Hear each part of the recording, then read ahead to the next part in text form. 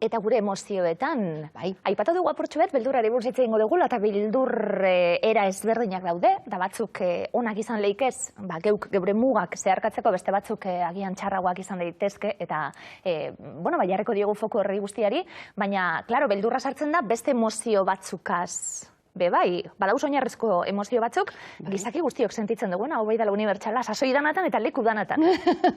Bai, esan dute, badirela 6, ez? Behintzat aurpegiko espresioaren arabera 6 atera dituzte, ez? Beldurra horietakoa noski, nazka, harridura, alaitasuna, ere bai, ez da? Eta tristezia eta... Zerrea. Zerrea, hoi da. Pentsatzen egon gara, eta etxeko lanak egiten jarri ditut guztiak, eta, klaro, zer da txarraue, eta hor geratu die top horretan, zer sentitzie, asarratzi etzai gustatzen inori, edo enazka sentitzie, baina triste goti eta beldurra, izango die segurazki, ez ditugunak ikusi nahi bez, eta esango nuke gainera beldurra dela horretan txarrena, sentitu egiten da, horrelako sentsazioa eta beldurra sartzen danien, ez dakizule gainetik zelan kendu? Bai, hala ere, egila da, agian ez eskigula gustatzen emozio batzuk sentitzia, ez? Baina askotan aipatu duguna, ez? Zeo zer txarra gertatu balima da, o tristea gertatu balima da, naiz eta ez gustatu triste sentitu, osasuntsua da triste sentitzia, ez? Eta beldurrarekin, hasieran aipatu dugu, ez? Ibon entzun aurretik ere bai, benetan arrisku bat balima dago, objetiboki arriskua den zerbait, beldurra sentitzea eraginkorra izan daiteke, ez? Eta lagun dakiguke. Orduan ez, eta emozioa atseginak ez izan, batzutan, egokitzaileak dira gertatu den horretara, egokitu alizateko edo aurre egiteko. Gertatzen ari daren aurrien, beldurra sentitzen badun, izan leike ona geure buru espabileteko eta egokitu alizateko, izan leike txarra, noiz da txarra? Pixko bat aipatzen dugu, ez? Pertzepzioa da azkenean eragiten diguna emozio bat edo bestea, ez? Eta pertzepzioan ez dago bakarrik gertatu den hori. Baizik eta gertatu den horri nik pertsonalki ematen diodan esanaia, edo agian izan ditzazkedan esperientziak, edo nire sinismenak, Ibonek aipatu du adibidez, ez? Gazte talde horren artean, egan egiteari beldurra, badirudi, areagotzen ari den objektuetako bat dela, ez? Eta hor gerta daiteke, esperientzia txar bat izan dutelako, edo pixka bat ere batzutan beldur batzuk kutsatzen direlako, ez? Honi entzuten diot egan egiteari beldurra eta bestira eta beste, ostras, nik ez nuen inoiz pentsatu agian hau gertaziteken nik, ez? Eta orain ikasten ari naiz horri beldurra izaten, ez? Eta hori bai, beldur horiek bai dira ikasten ditugun beldurrak. Ontsa ikusiku, ona zelan izan leike beldurra, atara aldiogun zeo zer beldurrari bebai, baina gero esaten dugunean disfuntzionala hori da, ez digunean usten, baira normal baten aurrera egiten edo danadalako egiten. Hala ere, fizikoa da, beldurra. Beldur... Sentitzen du, Maite. Bai, berez egia da beldurrak eragiten duguna da antxietatea handia, eta antxietatea sentitzen dugu, esaten duzuna, ez, fisiologikoki, taupadak, izerdia, ez, tripako mina, pupilak eraunditzen zaizkigu, ez, erantzun hori badago, baina bada ere bai erantzun kognitibo bat, ez, pertzepzio hortan ere bai ikusten dugu, arriskua, armi arma bat, arriskutsua izan daiteke, ez, baina 2 metrotara baldin banago, segurazki ez dut arrisku hori zertan sentitu behar, baina nire kognitiboak, ez nire pentsamenduak hori esaten baldin badit, horrek eragingo du gero fisiologikoki eragin bat, ez, eta horrekin gero portaera dator. Gelditu naiteke geldi, edo saiatzen naiz ekiditen eta manoa beste leku batera, edo saiatzen naiz aurre egiten, ez? Besan dugu, beharrezko mekanismo ere izan daitekela, eta hasieran esatzen genuen, beldur egokitzaile hori, egoerara egokitu, tigre bat ator orain, eta beldurtuko gara, eta gorputza oso alerta jarriko dugu, babeserako, suposatzen dut, lasai eskara geratuko. Hobe, ez bagera geratzen ez, besterantxo geratuko gara. Zer da, beldur egokitzailea?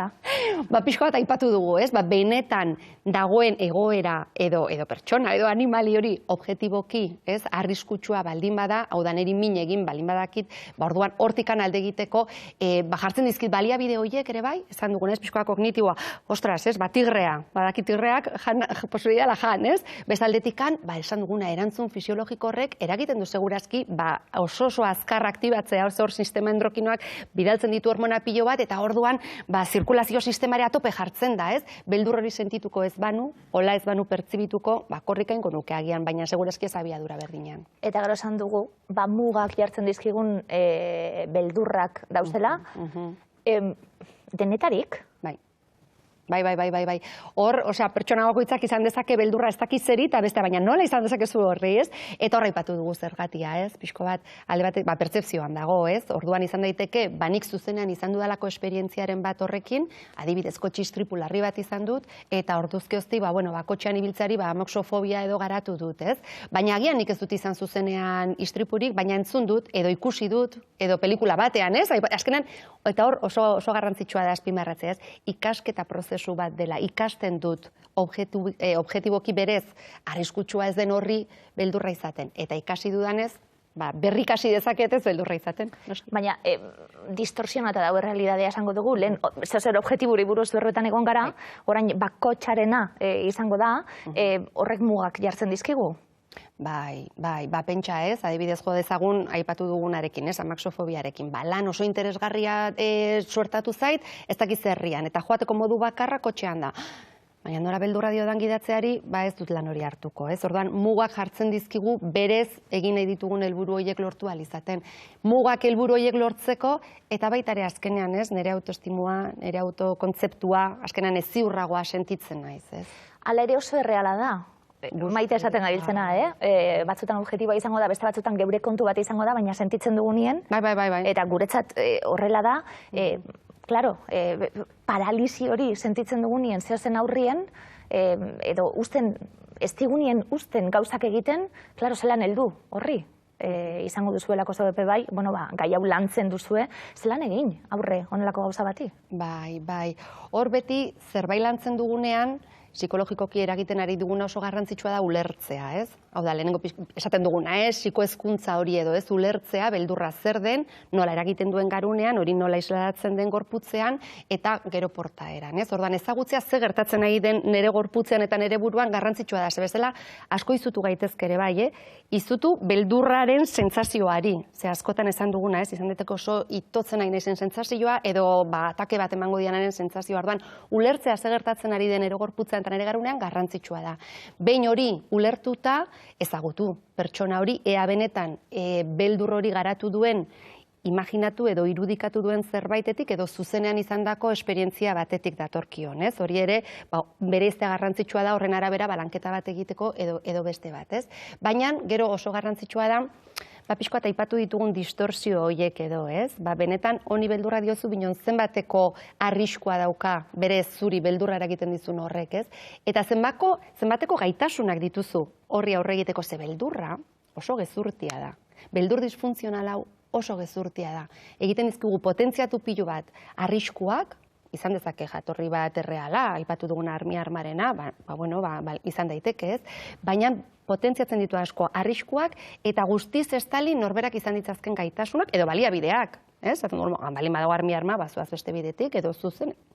Eta orduan gezurtia den einetikan garrantzitsua da pixko bat ikustea pentsamendu aldetik ea ze distorsioak ditudan, ez? Zenbateraino egia esaten ari diodan ere buruari edo gezurra. Zenbateraino aitzakia izan leiken geure buruarentzat be bai? Bai, baina orduan jaz da beldurra, orduan aitzakia da. Eta horretarako oso garrantzitsua da hasieran esan duguna. Norbera, banan esan, baina nundi datorkizu hau, ez? Edo zergatik uste duzu horri beldurra diozula. Esan diazu, pentsamentuetan sartzen danien. Pentsamentuetan sartzen danien zeo zer? Orain oso modan dauz horre tasak eta mezuekin eta danok postik bizi behar garen gizarte honetan tarteka laguntzen digu, honelako mezuak oso ondo daudelako postik gaudenien bakarrik. Claro. Ez gaudenien ondo, aserretu ere aserratzen garelako horrelako esaldiekin.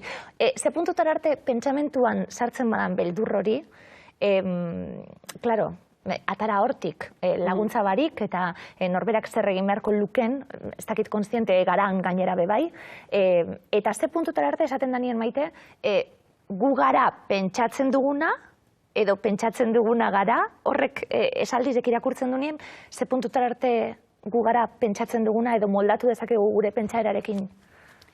Egia da dena elkarrelikatua dagoela, ez? Egia da ere bai, ez dela berdina zeo zerri beldurra izatia, eraiki baldin badut beldur hori modu konstientean, ez? Ipatu duguna pixko bat, egan egiteari, ez? Nik ez nuen pentsatu hori horrela izan ziteken, baina zuri entzun da eta besteari, eta ikusi dut pelikula bat istripu batekin, eta ja garatu dut, ez? Baina izan da zerbait poliki-poliki nik eraiki dudana.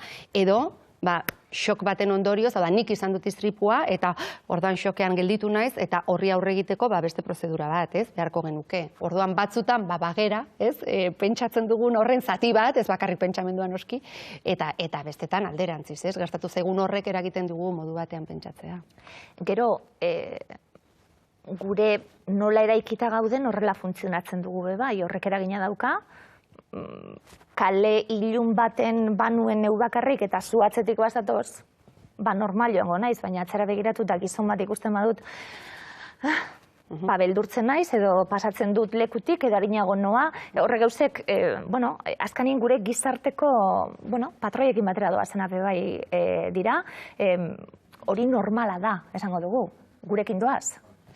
Horrekin kontu izan behar dugu ere bai, egia da oso interesgarria esan duzuna, kulturak edo gure gizartean gertatzen diren gauzek ere eraikitzen dute gure pertzepzioa, esan dugun azkenan sinismen batzuk eta barneratzen goaz, baina hor ere beti autokritika edo hausnartzearen garrantzia Baldintzatu dezaketela zure bizitza. Baldintzatu dezakete zure bizitza, noski, zuria eta ere bai gizartearekiko impresioa, Zelan aurre egin, amaitzeko eta borobiltzeko, hemen disfuntzioak badira, bestera batera begiratu beharko diegulako, ezta?